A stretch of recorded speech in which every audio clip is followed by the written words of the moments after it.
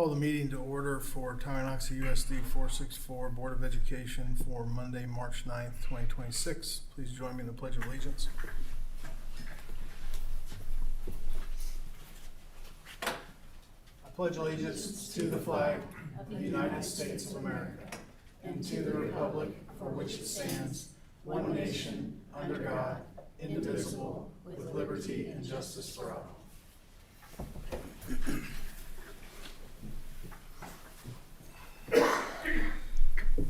Is there a motion to approve the agenda? Make a motion to approve the agenda. Is there a second? I second it. It's been moved and seconded. All those in favor, raise your right hand. Opposed, same sign. Motion carried. All right, we have one presentation tonight. Mr. Loomis. All right, I mentioned a couple times we were going to talk just a little bit about schedule for upcoming TES HVAC replacement. And so I don't think any of this information is anything that changes anything, but just kind of in the spirit of communicating what's going on and keeping you guys in the loop on what's happening. So the first thing I'm showing you here is provided by Universal Construction, is what they just call a draw schedule. And this kind of breaks down our financial implication by month. And then obviously the big reason we're using this is that June, July fiscal year jump over. We're kind of understanding where our money's coming out in the 25-26 fiscal year, the 26-27 fiscal year, and then naturally the 20, at the end of next year as well. But that basically provided this for us so we can kind of plan that, how we use the bond contingency funds, and then where our capital balances will stand at the conclusion of this. So I know at one point we had talked about just where this money was going to land, and so this is kind of the schedule that does that for us. And then moving through, I don't want to dive into this, but Universal has provided their schedule of work for this summer down to the day, as you're going to see here. And to preface this, they're kind of recent. They're either going to start in 5th grade and work their way up and over towards kindergarten, or start their way in kindergarten and work over and down, depending on a couple little things that we're trying to hammer out next week. So this model shows starting in 5th grade, working towards kindergarten. Not super relevant which way it happens, but you'll see basically I just kind of want to show the first pod is scheduled to be completed on July 6th. So there's 6 pods that we're replacing this summer, and their demo, putting things in, putting the classrooms back together, and then you'll kind of see on all these, and I'm not going to stop on all of them, but their final clean is scheduled to be completed on July 6th, and then we'll do a punch walk and we'll clear that area, and that pod will then be done with construction. They'll move on to the next one as they just have their contractors kind of chasing themselves. And so after they would do that pod, they'd move upstairs, and that one would be completed about a week later. As again, they're going to come in and demo. Their steel guys are going to go in there, finish their chases out, put the ceiling back, do all their connections, things like that. And as those contractors start, they're just going to move down the line. They'll move over to the next pod to be completed on July 17th. So that'll be about three of the 6 pods, exact same as we move across the building, and then July 24th for the 4th pod, July 31st for the 5th pod, and then like you'll see that 8/7 date that we're shooting for to complete this project.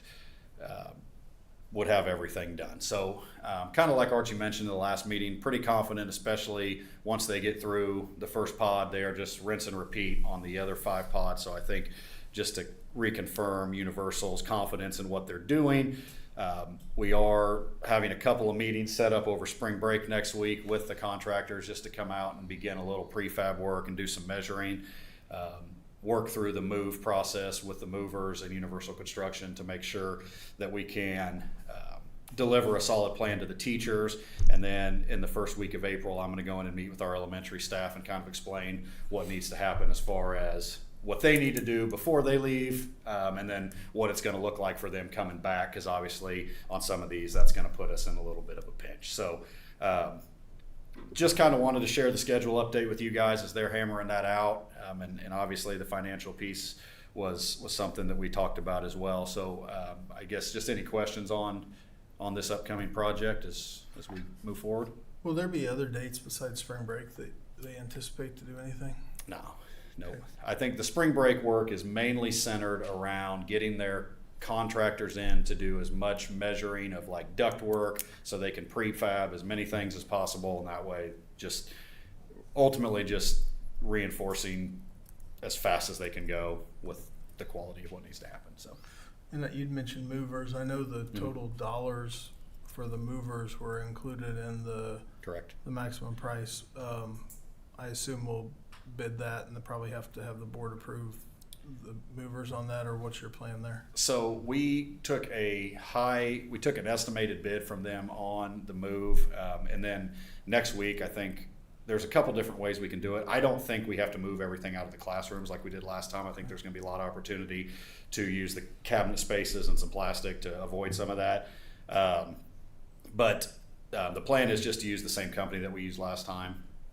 And that's kind of what we included that in that GMP price, just because they're very familiar with the process of more or less doing the exact same thing they did last time, less moving back to a different location. They're just moving back to the same location. And my hope, and through some conversations we have, is we just have to move large furniture. We're not going to have to move all the knick-knack stuff and pack everything up like they had to last time when they were physically changing classrooms.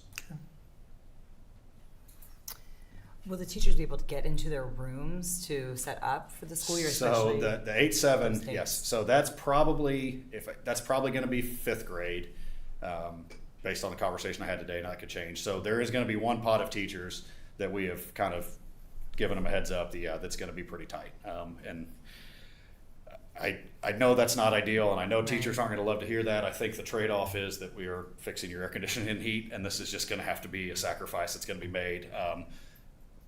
But we have had that conversation internally that we know that's not ideal. So we're going to try to support that however we can. But the other pods will be Yeah. available to get set up? Yes, in theory. To say that right when the first pod's done, those teachers can move in would be incorrect, but I think we'll be able to open a window for a certain, especially when we get 2/3 of the building done and construction is really hidden on one end of the building. I think we'll be able to open it up for those teachers. And we'll have to work through that plan with Universal and just kind of gauge their comfort level for the safety of the job site mostly. But the plan is to get some teachers in as soon as we feel comfortable, and then there's going to be one class of teachers, probably fifth grade, that is going to be pretty tight. So, unfortunately. Other questions on HVAC? So from a structural standpoint, have they give you any indication that that's better than they expected? Very minimal. They do have to reinforce a little bit, but they're kind of using the existing curbing settings up there and then moving. So they said, like you can see on this one, it's 4 days for steel reinforcement. So I think they're just adding. That's probably the best way to answer it. They're adding some reinforcement versus having to remove and replace. Just additional adding from the engineer is all that was necessary. Okay. Other questions on TES? Okay. And then I've got the action items later. I can answer those questions later. Or we can. Why don't you just give us the short version on it now, Yeah. and then if there's more questions. So I've also sent out a couple emails for your, mostly the information, but basically what we're doing is trying to increase the service level we have on some of our HVAC, and mainly the biggest change that you're going to see on this one is for the high school. In years past, we've done a service agreement that provides us 2 visits a year, one from the hot to cold season and one from the cold to hot season. And then, ultimately when something breaks down, we just call in the repair, they come fix it, we pay the invoice. And that's, how we've operated for as long as I've been here, and in my understanding for quite a bit before that. What you have tonight is what's called a full service agreement. And what that does is puts the 98% of our HVAC troubles on the contractor through this contract. And so what that means is now they're still performing their preventative maintenance services, and those actually increased just a little bit because the contractor actually has more of the risk on their end. So it'll be 3 to 4 visits from them, and then when we do have a breakdown, we do have a shortfall in our HVAC systems, the contractor actually absorbs that as part of this contract. So if we were to lose a compressor in the classroom wing, this contract covers that, where there's not a invoice for the repair for movable and maintainable parts. I could get really deep into that. The majority of the things that we see fail us in a given school year are movable, maintainable parts. You're talking belts, compressors, anything inside the system that makes it run. It does not cover construction type like frame, steel, things like that on the units. But again, we haven't seen any of that fail. And what the big advantage for me and the district, I think, is just a straight line budget price for what this costs. So we know at approval, this is probably double what we were paying in our former contract, but now our HVAC expenditures should not exceed the price for THS of the contract tonight. If they do, it'll be extremely minimal, or if they did, it would be pretty major damage that I think would be attested to something more so than just a standard, failure of a component of the unit. And so that's where we're at in the high school, being about 5-6 years old now in the equipment. I think that's just the best bet for us. It puts a lot of the risk on the contractor, and as I mentioned, there's certainly a risk reward for them, just like there is for us. It's not a perfect deal, but I think it's our best bet financially to move into a very consistent understanding of what our costs are going to be moving forward with our buildings. And then the middle school is not quite that, because we have purchased the warranty with that equipment. We have purchased extended warranties 2 years ago. So this is just an increase in visits over there.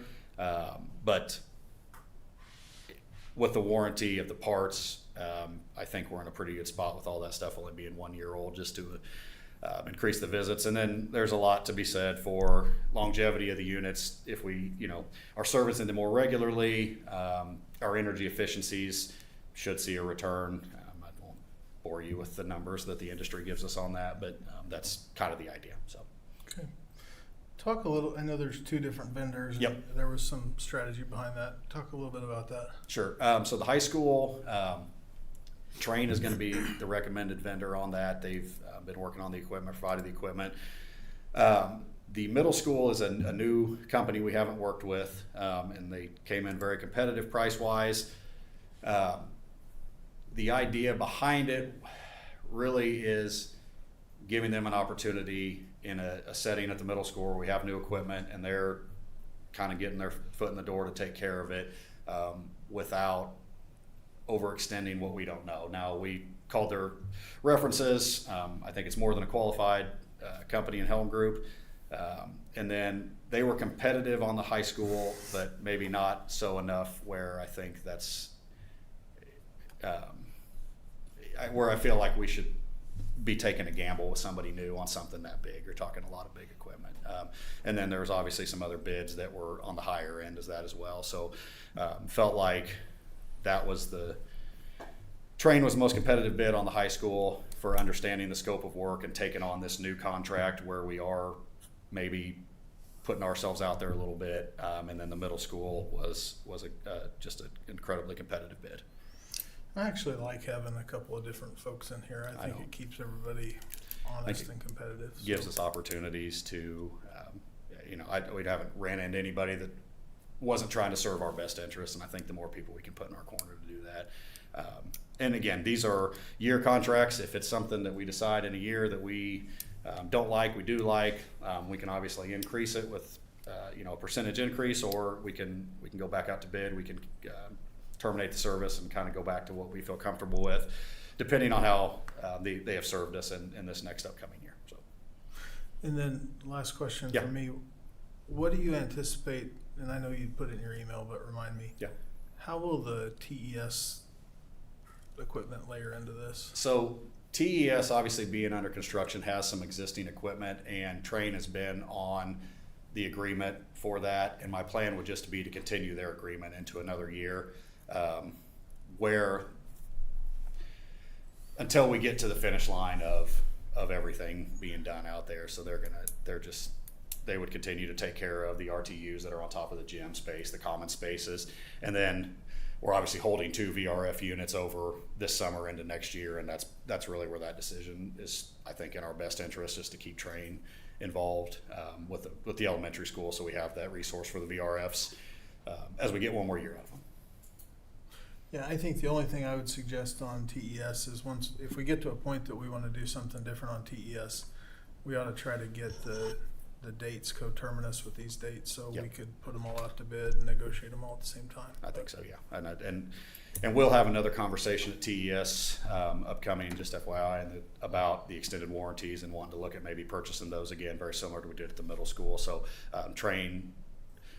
Universal bid it through Stanger Industries, who put Train equipment on. So Train will have the equipment again, and we'll be able to have a price from them to offer the same warranty we had on the middle school as well, which then in turn affects the price that we're getting on these service agreements. The middle school is obviously a lot lower because the parts are already warranted.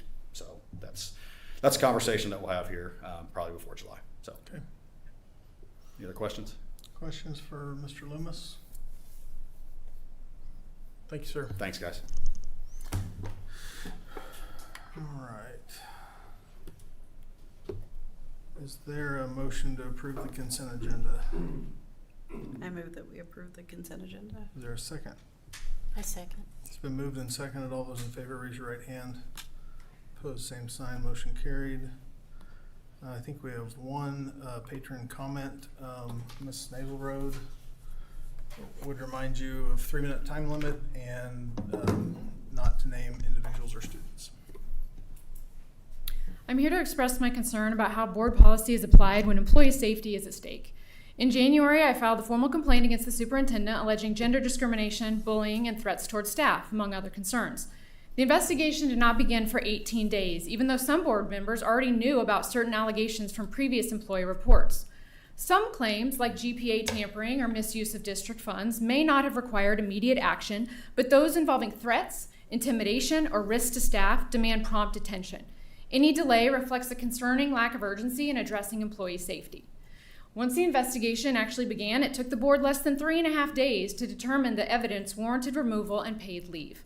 By then, 3 weeks had passed, during which employees who experienced this misconduct continued working in his presence, carrying that weight while waiting for action.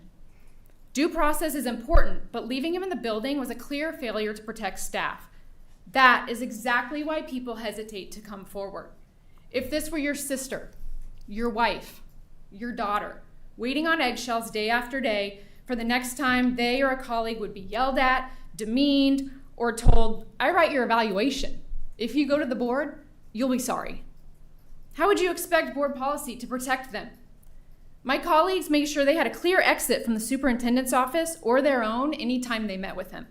They would tell each other, "If I'm not out in 10 minutes, please come check on me." That is not normal workplace behavior. The people affected are our friends, our neighbors, our community. And yet, even now, 2 months after the complaint was filed, the superintendent remains on paid leave and the board remains silent. Most families don't even know there's been no acting superintendent for over a month. That silence speaks volumes. Inaction, after all, is an action. And when action is delayed, despite strong evidence, people naturally begin to wonder whether something less than full accountability is being considered. A quiet settlement, a negotiated resignation, maybe an early retirement, or some other private agreement that avoids transparency. Anything short of full accountability sends a clear message that power protects itself and the misconduct can be quietly managed. Accountability should not be negotiated or delayed. The decision you make does not just resolve this complaint. It defines what every employee in this district can expect if they come forward in the future. This moment is bigger than one superintendent. It's about whether this institution is worthy of our community's trust, whether employees are protected when they report misconduct, whether this board responds with urgency when credible allegations surface, whether leaders who violate trust are held accountable, or whether misconduct is quietly negotiated to protect optics over principles. Public service is not about protecting positions or reputations. How you act now will define what this board stands for. The truth will come out, and when it does, the question will be clear. Were you part of the solution, or were you part of the problem? All right. Ms. Phillips. All right, I have a few things this evening. One of the items is the change in title for the Director of Curriculum and Instruction. Formerly was the Director of School Improvement Services. We felt like that title really didn't let us know what that position was all about. So I've redeveloped that job description, and I have that as an approval item for you there. I don't know if you had any questions on that at all. No. Really, we cleaned up some items. Also included on my report is the Parents as Teachers report. They have a new interim coordinator, and this is kind of a new format that they're trying out, and I really like the information that this provides. We partner with Keystone Learning Services to provide our Parents as Teachers services to our families, and you can see that they've served 55 families, 72 children, and we have a contract with them, so we purchase that service from them, and it's our folks who deliver that service to our families. And then in my report, I have a few things. One is a celebration, congratulations to Megan Alexander. She is one of our fabulous pre-K teachers. She is actually the first and only person in the state so far who has completed the Kansas Registered Teacher Apprenticeship Program. Megan was the first person in the pilot program that was started a few years ago, and she's the first one who finished the program completely. She worked simultaneously full-time while earning her bachelor's degree and teaching license, and she's licensed in Early Childhood Unified and Elementary Education. Early Childhood Unified allows you to serve not only general ed students but special ed students, and so that is a real important part of early childhood education. So we're really excited for Megan. Megan and Mrs. Blazo, and then Megan's mentor, Kim Harris, and I will be going to the Kansas State Board of Education tomorrow. We'll be receiving Megan's license, her official license there, and some congratulations from the state school board. So we are really proud of Megan. It takes a lot of commitment, determination to work full-time, get your degree and your teaching license and manage your family, all of the things. So we're really proud of her.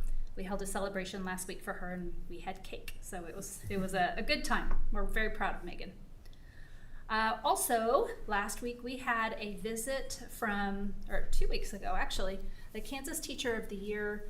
When you nominate folks for the Kansas Teacher of the Year program, they have the opportunity to join a cadre of their peers, and they divide them into groups that are basically in the same geographical area, but it's across grade levels. So they'll be elementary, middle, high school, and they're in these small cohort groups. They get to learn from each other, attend professional development, and then they travel to districts to see the good things that are going on in other school districts. So on February 26th, we got to host a visit. Charity Porta was one of our nominees last year, and she has joined the K-TOY group. So she brought a group of folks to tour the district office, elementary, middle, high school, and the group was really excited to see a lot of the things that are going on in the district. We're really proud to showcase, and they enjoyed a full day of learning about us and having a good lunch and just some good learning opportunities. And also, 2 weeks ago, we had our KISA School Improvement Day. So our district leadership team went to Greenbush North and Lawrence, and we have a cohort group that includes Tonganoxie, Eudora, Atchison, and Wamego, and we participated in the KISA Day, which allowed us to present our KISA action plan and our data that we have collected, and then working toward our next year's KISA action plan. So we received a lot of positive feedback. It was a really good day spent learning from other districts and just trying to figure out if we're on the right track, and it was just a really good day learning from each other. And the last thing on my list here is negotiations we have coming up.